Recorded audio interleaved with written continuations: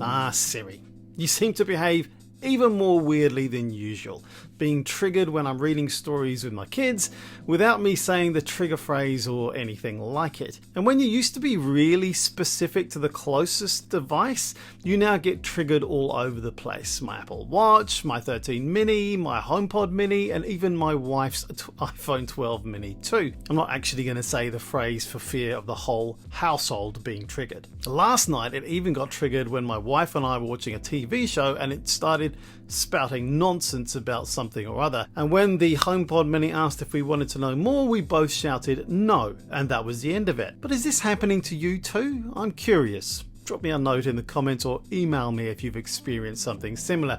The details are in the description or show notes. But you know what, Siri? If your lack of specificity isn't enough, I think I might just be hearing the final nails in your coffin being hammered in. Your clunky design of rigid responses has left a totally open goal, and the chatbots are scoring at will. And it's not just Apple. Alexa and Google Assistant are all being hammered too. Siri has been around for 12 years now, but in all that time there really hasn't been anything added you could say has truly transformed how most people use it. In fact, they probably turned into a nerd-only kind of thing, which our 3 and 6-year-olds marvel at. But even our 6-year-old laughs at Siri's incompetence these days. Chatbots are the new craze, and the tech world and even the 6-year-olds can't stop talking about it. These AI-powered bots like ChatGPT and OpenAI's new ChatGPT Plus can answer questions. You type in a chat box in a flash. People have taken advantage of ChatGPT to do hard stuff like coding software, putting together business proposals, and writing fiction even. And ChatGPT, which uses AI to guess what word comes next, is swiftly improving. And just this week, OpenAI disclosed its next generation AI engine, GPT-4, which powers ChatGPT. The hype surrounding chatbots just shows how Siri, Alexa, and the voice assistants lost the head start they once had in AI. The products have had multiple hitches over the last 10 years. John Berkey, an ex-Apple engineer who worked on the assistant, said that Siri ran into tech issues, including clunky code that took forever to add basic features. Amazon and Google misjudged how people would use the voice assistants, plowing tons of cash into areas that didn't pay off. When the experiment bombed, the company said their excitement for the tech fizzled. They totally took their eye off the ball. Development stagnated, petrified, stood still. Now, Microsoft chief Nadella called voice assistants dumb as rock in an interview with the Financial Times this month, and said that newer AI will take the lead. Microsoft has teamed up with OpenAI, investing $13 billion in the startup and incorporating its tech for Bing and other products, including plans to bring it into the Office suite of products, supercharging exposure to the technology in one move. When invited to comment on this by the New York Times, Apple declined.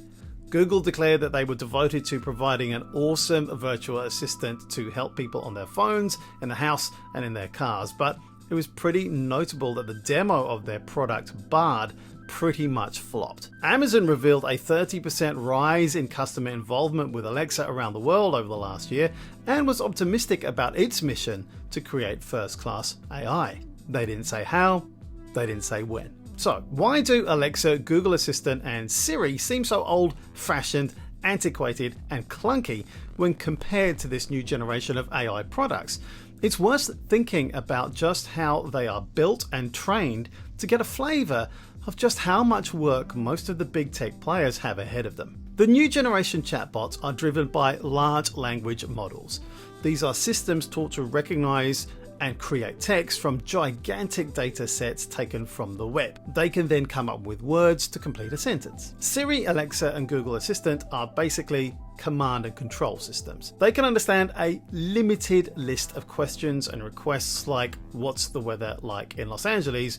Or turn off the bedroom lights. If a user asks an old school virtual assistant to do something it's not programmed to do, the bot just says it's not possible. Mr. Berkey again, who took up improving Siri in 2014, said its design was so awkward it took forever to add new features. Siri has a massive list of words from musicians to restaurants in over 20 languages. That made it one big snowball. If someone wanted to add a word to Siri's database, Berkey said, it goes in one big pile. According to Berkey, even small changes like adding some phrases to the dataset would mean rebuilding the whole database, which could take up to 6 weeks. Tacking on more complex features like new search tools could take around a year. He said there was no way to make Siri a creative assistant like ChatGPT. So, what will Apple do?